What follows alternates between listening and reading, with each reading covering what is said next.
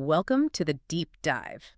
Today, well, we have a mission that's a bit different. We're looking at an official incident report from the Great Thanksgiving Food Games at Critter Creek Park.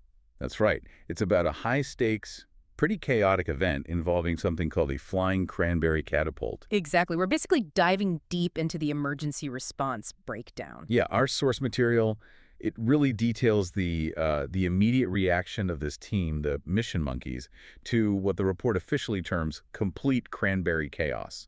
It sounds kind of funny, but we're treating it seriously. We are. It's a case study, really, in operational resilience under, let's say, unusual pressure. Our goal here is to pull out what we can learn about rapid problem-solving, teamwork, especially when things get weird, and understand the data they used for this bizarre deactivation protocol. A protocol based entirely on rhyming, which is unique. We need to figure out the systems they had to master, like right there on the spot. Okay, so let's set the scene for you. Picture this. It's the morning of the games, crisp autumn air, parks looking good. Peaceful. Right. Until it wasn't. Right.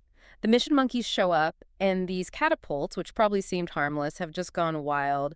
They're launching whole cranberry pies and cranberries. Like projectiles.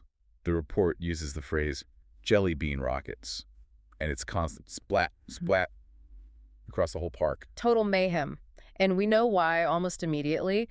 The root cause, let's call it the initial system breach. It comes down to one individual. Yeah. The team's acknowledged wildcard. His confession is right there in the report. It's key data point 1. He admits he pressed one teeny tiny red button, crucially before reading any instructions. A classic error. That single impulsive click triggered this park-wide, nonstop launch sequence. Chaos from one button press. And that turned what should have been fun games into a full-blown emergency. It needed a really specialized team, didn't it? Let's talk about these Mission Monkeys. Yeah, their skills were apparently the only thing that could stop this mess. You've got 4 key members. First up is Mila. She's the techie, but also described as the spelling queen. Now, why a spelling queen for flying pies? Well, because she's analytical.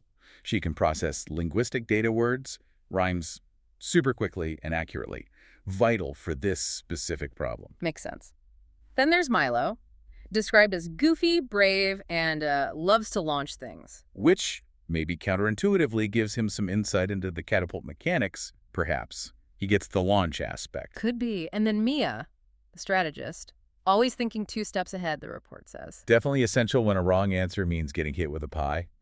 You need that forward thinking. And finally, Mick again, the wild card, the button pusher. Right. He caused the chaos, but ironically, his, let's say, direct experience with the failure mode made him part of the solution, whether he liked it or not. Okay, so that's the team. Now, the deactivation protocol itself, this is where it gets really interesting. Absolutely. This wasn't like finding an off switch or cutting a wire. The instructions were on a big sign, apparently already splattered with cranberry. Fitting. And the instructions themselves were rhymed. To stop the launch, you must read fast, find the word that rhymes, and act at last. So the key, the actual deactivation code, was hidden in rhyming clues.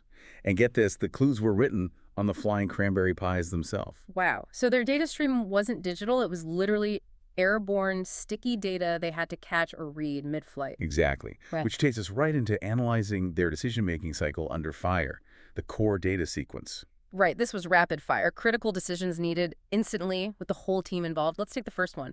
Cranberry clue number 1. This went to Mila, the analyst. Yep. A pie zooms past. The message, what rhymes with pie? The options presented visually somehow were tree, fly, book. Okay, simple rhyme, but you're dodging pies. Precisely. It tests analytical speed under physical duress. Yeah. And Mila, the spelling queen, she nailed it. Didn't hesitate. She just processed it instantly. Instantly. Ducked a pie, shouted FLY, and the report states the nearest catapult immediately fizzled and stopped. Okay, success. Proof of concept. The system works. It validated the whole strange protocol right there. Pure logic for Mila solved the first part. But next up was Meek, the guy who started it all. And he got a different kind of input, didn't he? Clue number 2. What rhymes with wiggle? The options were jiggle, paper, trail. Yeah. And Meek's experience here is what the report seems to frame as embodied learning, meaning he learned through physical experience and not pleasantly. Ah. The report is quite specific here, isn't it? It says he hesitated, maybe trying to think, and then got smacked in the face, splat. Ouch. But then immediately after the splat, he yells, ugh, It's jiggle. So the pie smack was actually part of the process. It seems like it. That negative reinforcement, the splat, it sort of jolted him into answering correctly. He felt the penalty of slow processing, got that physical feedback, then gave the solution. Wow. Harsh but effective. Catapult number 2 goes down. Yep, he probably won't forget jiggle anytime soon. I bet. Okay, clue number 3. The report flags this one as tricky. It went to Mia, the strategist. The clue: what rhymes with sled? Options. Red, fish, run. Now, red is easy, right? But the trickiness wasn't just the word. It was the action needed. Mia's the strategist. Thinks ahead. Exactly. Maybe just shouting wasn't enough for this one, or she needed to be closer. She didn't just yell R-A-D. She did this complex move. Leapt through a hoop of leaves, grabbing the pie midair while shouting the answer. Whoa. So she integrated the mental task with a physical action. Very strategic. It shows she understood the system wasn't just about words, but about acting on the word, maybe demonstrating agility or commitment. Knowing the answer wasn't enough, deploying it effectively was key. Catapult 3 stops. Okay, that leaves one. The final catapult, still firing away. This one's for Milo. Clue number 4, what rhymes with gravy? Options. Crazy, wavy, snacky. Milo remembers the goofy, brave one. And he gets it. He does. And totally in character, he shouts, "Wavy like my fur after a shower." Correct rhyme. Love it. But that wasn't the end of it for this one, was it? There was a physical component again. Right. This is the bit that still makes you pause when you read the report.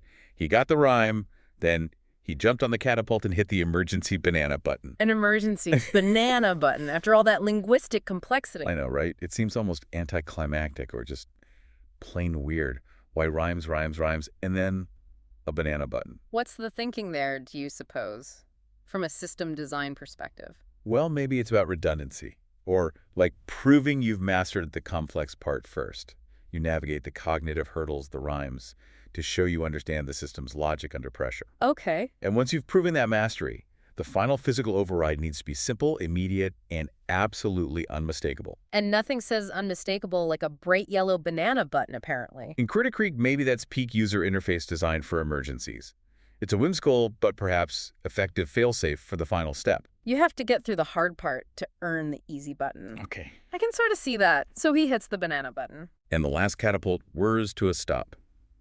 Mission accomplished, though naturally it fires one last pie as it powers down. And where did that one go? Let me guess. Straight in Tamak's backpack. Spetlat. A final reminder, perhaps. Poetic justice. So the chaos ends. The park is safe from flying pies. Success. And the report mentions they were compensated, too. Ah, yes, the reward. What did they get for their troubles? Well, cheers from the forest animals, which is nice, but also a giant golden spoon trophy and an extra slice of banana cranberry pie each. A golden spoon. Symbolic, I guess. But beyond the trophy, what were the official takeaways? The lessons learned documented in this report. Right, this is the crucial part for us. The report summarized the skills they demonstrated. It wasn't just they stopped the pies. It was about the how. What skills did they highlight? Things like learning rhyming through fun word clues, practicing reading quickly under pressure, and showing teamwork was vital for solving, well, silly problems, as the report puts it. So why rhyming? Why was that the core mechanic? What's the deeper insight? Well, think about it. Under pressure, your brain often defaults to pattern recognition. Rhyming is a very basic, rapid form of linguistic pattern matching. Oh, okay. So the designers figured if the team could access and use those simple patterns while pies were flying at them. It proved they had the necessary cognitive stability and quick thinking needed for crisis response. It was actually a pretty clever cognitive stress test, disguised as a game. A test of non-standard cognitive flexibility. Got it. And all this led to the big, overarching lesson documented. Which was? Read before pressing buttons. Obvious, maybe, but clearly learned the hard way by Mick. Absolutely. But this is where the report gets really interesting and maybe a little concerning from an organizational standpoint. How so? Because Mia, the strategist, lays down the law at the end. Her final directive is quoted, "Next time we read the signs before pressing buttons." Very clear. Makes sense. Lesson learned, right. You'd think. But then there's this postscript about Mick. He apparently agrees enthusiastically, while simultaneously pressing another different button behind his back. Yeah. Oh no. What happens? Cranberry confetti exploded into the air. So, the immediate crisis, the catapults, was solved. But the root behavior. The impulsivity. It's still there. He did it again right after being told not to. Exactly.